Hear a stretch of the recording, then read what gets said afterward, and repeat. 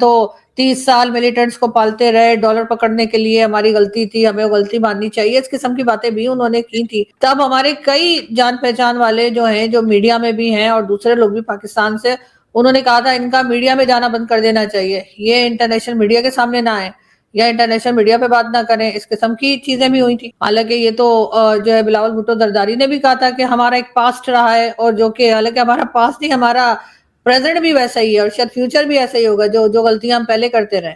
और अभी भी ख्वाजा आसिफ साहब बिल्कुल ठीक कह रहे हैं कि यहाँ पे जो हम जिहाद को, जिसे आप भी कहते हैं सर वॉर ऑफ टेरर, आपसे ज्यादा कौन जानता है सर वॉर ऑफ टेरर। आप हमेशा कहते हैं हमने दहशतगर्दी की जंग लड़ी है, हमने कोई दहशतगर्दी की जंग नहीं लड़ी।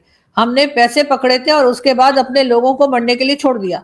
और जो जनरल परवेज मुशर्रफ थे, उनका तो एक स्टेटमेंट ये भी चला था कि तकरीबन 4000 के करीब पाकिस्तानी जो है, उन्होंने कहते थे कि जी उन्होंने बेच डाले, कि क्या कर दिया।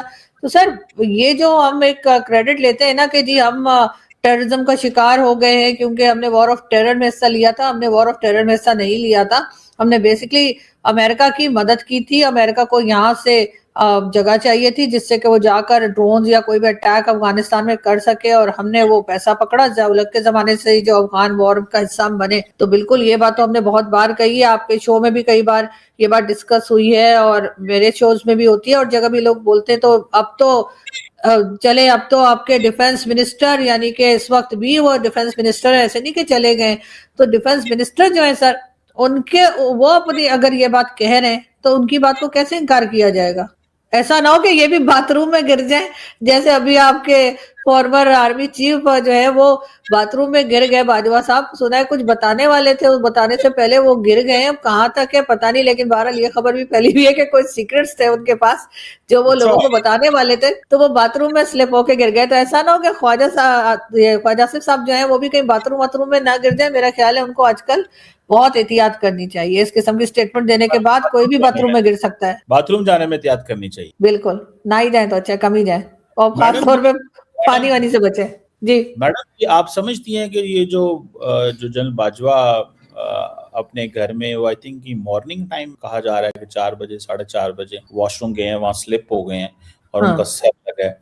तो ये बताएं कि ये जो आपको क्या लगता है, कोई साजिश हुई है उनके खिलाफ, उनको गिराया गया है या कोई और वजह है, या उनके साथ क्या हुआ है, व्हाट हैज हैपेंड एक्चुअली, आप मतलब क्या समझती हैं? सर पता नहीं मुझे तो, अगर वैसे सोचा जाए आम सिटीजन के तौर पे, कोई भी आम इंसान अगर सोचेगा या गिरेगा अगर बाथरूम में, तो उसका सर एक बार लगेगा सर, या तो सर जमीन से लगेगा या बेसन से लगेगा या दीवार से लगेगा या दरवाजे से, एक बार लगेगा सर। ठीक है, सिवियर तरीके से इंजरी हो जाएगी, समझ आती है मुझे, लेकिन सर 3 बार सर लगा है, सिवियर इंजरीज 3 हुई है उनको, तो इसका तो मतलब है कि उनका सर एक बार जमीन से या कहीं से लगा, उसके बाद उन्होंने उठा के फिर बेसन पे मारा, फिर उन्होंने उठाकर कहीं दीवार पे मारा। तो सर 3 बार जो है ना, उससे थोड़ा सा डाउट हो रहा है कि 3 बार सर कैसे किसी का लग सकता है। एक बार तो लग सकता है, मैं मानती हूँ। हाँ, अगर सीढ़ी से गिरे होते, जैसे फिल्मों में गिरते हैं ना, ऊपर की सीढ़ी से गिर रहे टक टक टक टक करते नीचे, तब मैं मान सकती हूँ कि 3 बार हो सकता है, सीढ़ियों पे ऐसे ऐसे करके गिर रहे हैं तो उससे 3 बार इंजरीज आ सकती है। लेकिन सर बाथरूम में सर, और सर वैसे भी सर अमीर लोगों के बाथरूम सर ये तो स्लिप भी नहीं होते, पानी भी नहीं पड़ा होता हम लोगों के घर की तरह सर, बड़ा साफ सुथरा, मैट्स लगे होते हैं सर, बड़े ठीक ठाक तरीके के होते हैं, वुडन फ्लोर होते हैं अक्सर। और क्या गड़बड़ है पता नहीं, लेकिन ये बात जो है वो किसी को भी हजम नहीं हो रही कि कोई आदमी बाथरूम में गिरेगा और उसको हेड इंजरीज जो है वो 3 हेड इंजरीज हो जाएंगी, वो भी सीवियर किस्म। तो सर वो तो तभी होगी ना अगर कोई सर पकड़ के कहीं मारे, एक बार फिर उठा के फिर फेंके जमीन पे, 2 बार फिर उठा के दीवार पे दे, ठक 3 सर, तब तो हो सकता है। कोई अकेला बंदा 3 बार अपना सर क्यों मारेगा कहीं पर भी? आप समझ रहे हैं कोई साजिश हुई है उनके खिलाफ? सर मैं समझ नहीं रही हूँ सर, मुझे ऐसा लग रहा है कि ऐसे 3 बार सर कैसे लग सकता है किसी आदमी का, अकेला हो और वो 3 बार अपना सर इतने जोर जोर से क्यों मारेगा कि 3 सीवियर इंजरीज हो जाएंगी और इंटरनल ब्लीडिंग शुरू हो जाएगी सर के अंदर। वो तो एक ही बार जब मार देगा सर अपना, या लग जाएगा, गिर जाएगा, उसके बाद दूसरी बार की तो सर हिम्मत ही नहीं होती, ना ही जान होती है, ऐसा क्यों करेगा?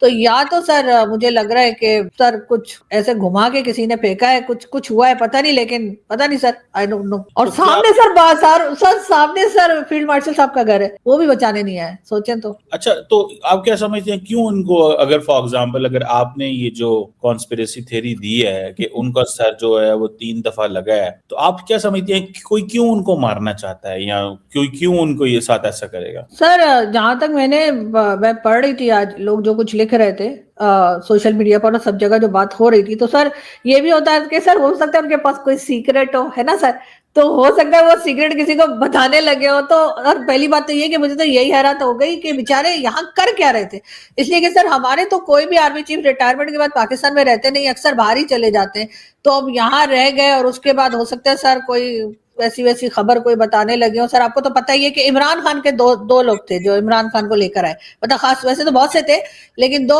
प्रोमिनेंट तरीके से जो खान साहब के साथ रहे। एक तो थे सर वो जनरल फैज हमीद साहब, उनको तो सर पहले ही जेल में चक्की पीसने पे लगा दिया, तो वो तो सर बंद हो गए। अब दूसरे कौन रह गए? दूसरे रह गए बाजवा साहब, उनको एक्सटेंशन भी दी थी इमरान खान ने और इमरान खान के साथ भी थे वो।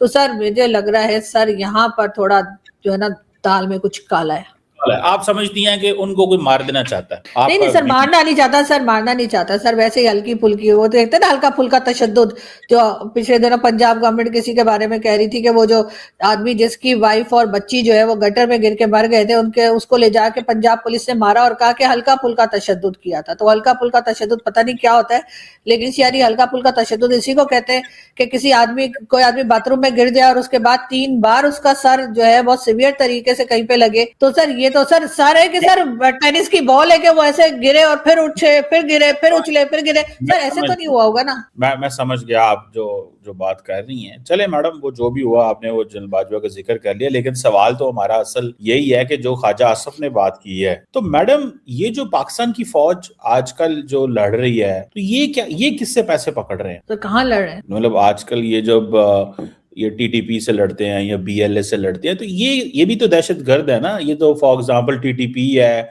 या इस्लामिक स्टेट जब हमला करती है, या तो वो भी तो दहशतगर्दों से लड़ रहे हैं, तो ये किससे पैसे पकड़ रहे हैं आजकल? सर ये तो आप ज्यादा बेहतर बता सकेंगे सर, आपके ज्यादा अच्छे कॉन्टैक्ट्स हैं, मेरे तो नहीं है, लेकिन हाँ ये है कि अभी वहां पर जो ऑपरेशंस चल रहे हैं, अगर आप उसकी बात कर रहे हैं तो सर बिल्कुल वो ऑपरेशंस चल रहे हैं, लेकिन उसके बाद हालात तो काबू में नहीं आ रहे ना। अगर ऑपरेशंस के जरिए लोगों को पकड़ा जा रहा है या मारा जा रहा है, उसके बाद भी अटैक्स नहीं रुक रहे, तो इसका मतलब तो यही है कि ऑपरेशंस फेल हो रहे हैं। और इसके बजाय जो है वो बातचीत का रास्ता अपनाना चाहिए। वहां के जो मकामी लोग हैं जिनकी वो जमीन है, जो वहां रहते हैं सालों से, उनसे बात करके और उसके बाद हल निकलेगा, क्योंकि वो जो डिमांड्स कर रहे हैं उन डिमांड्स को सुनना होगा। कुछ डिमांड्स डेफिनेटली ऐसी होंगी जो गवर्नमेंट पूरी कर पाएगी और कुछ डिमांड्स को जाहिर इनकार किया जाएगा, लेकिन बातचीत का जरिया या बातचीत का रास्ता ही जो है वही सर जो है वो मेरा ख्याल है बेहतर रहेगा। वरना इस तरह के ऑपरेशंस तो पहले भी बहुत से लॉन्च किए गए थे, बाद में भी होते रहे, अभी भी हो रहे, लेकिन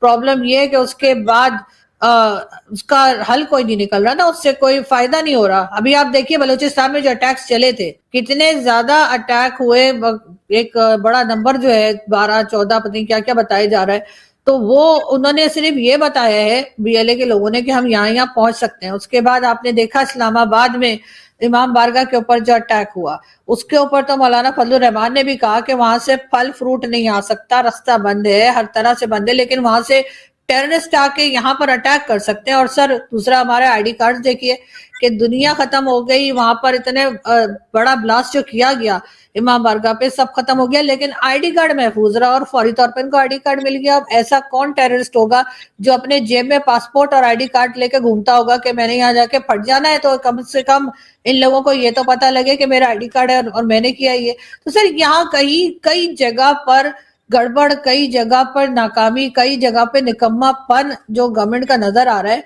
तो उस तरफ देखने की जरूरत है।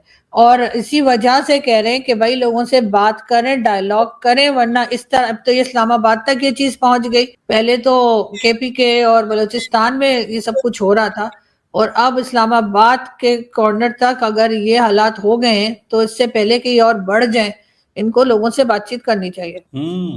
तो मतलब चाहती हैं कि आप समझती हैं कि दहशतगर्दों से बात करनी चाहिए।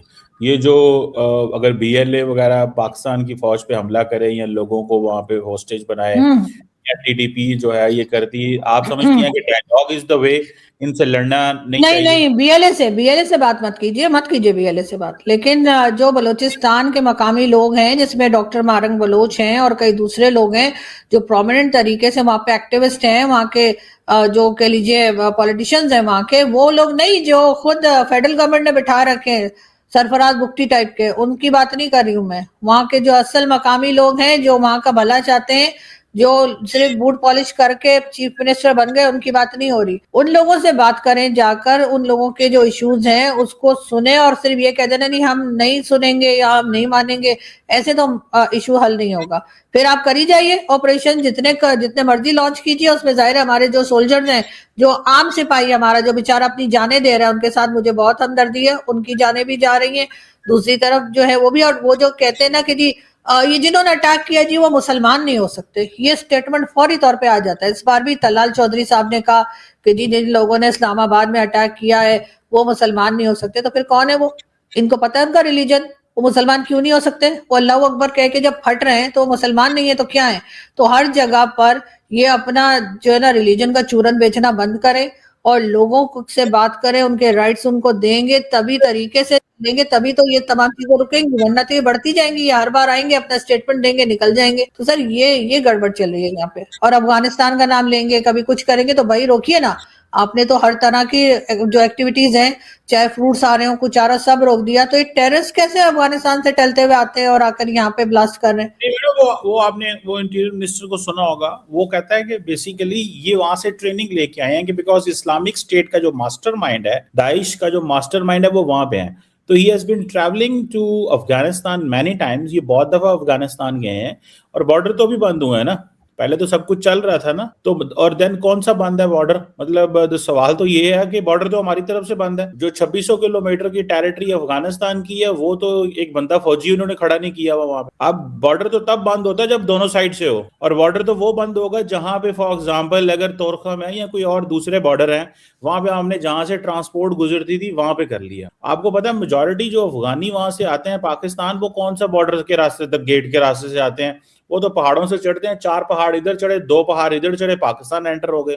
और यहाँ से भी ऐसे ही था, 2 पहाड़ इधर चढ़ो, 3 पहाड़ उधर चढ़ो, अफगानिस्तान में एंटर हो गए। मतलब मेजोरिटी लोग तो ऐसे ही मूवमेंट करते हैं ना वहां पे। तो ये कहना कि दहशतगर्द अब जारी बात है कि तोरखम के बॉर्डर से उतरेगा गाड़ी पे, टोयोटा करोला पे आएगा और इस्लामाबाद पहुंचेगा, उसे रास्ते में रोकेगा कोई नहीं, ये तो बड़ी नॉनसेंस मगर है। सर मैडम ये तो बड़ी अजीब किस्म की बात है कि आप ये कहें कि जी वहां से अनार तो आ नहीं सकता लेकिन दहशतगर्द आता है। भाई अनार मौलाना साहब को आप नॉनसेंस कह रहे हैं, माशाल्लाह।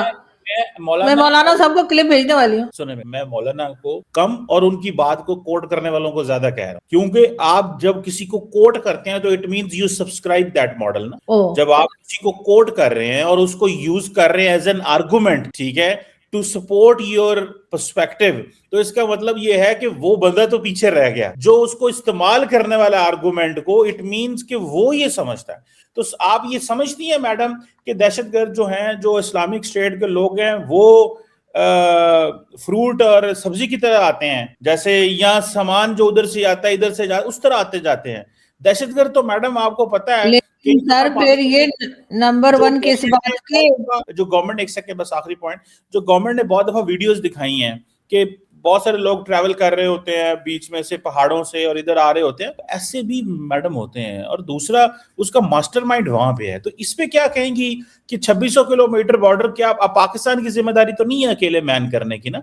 दिस इज दे, उनका भी तो उतना ही बॉर्डर है। वो कहते हैं भाई हमने तो कोई बंदा नहीं खड़ा करना, जाओ जो करना कर लो, जिसने आना आए, जिसने जाना जाए, आपका बॉर्डर है, आपने जो करना करे। तो सर ये सर देखिए, ये तो फिर वही बात आ जाती है ना जो पहले भी मैंने कही है कि ये तो वही हो जाता है जो भारत हमसे कहता है कि आप रोकिए, तो हम कहते हैं भाई हम तो नहीं रोक सकते, हमारी तरफ से जा रहे हैं तो आप रोकिए। आपकी वहां पे पता नहीं 10 लाख 12 लाख कितने 60 लाख फौज वहां पे जो हम नंबर बढ़ाते रहते हैं।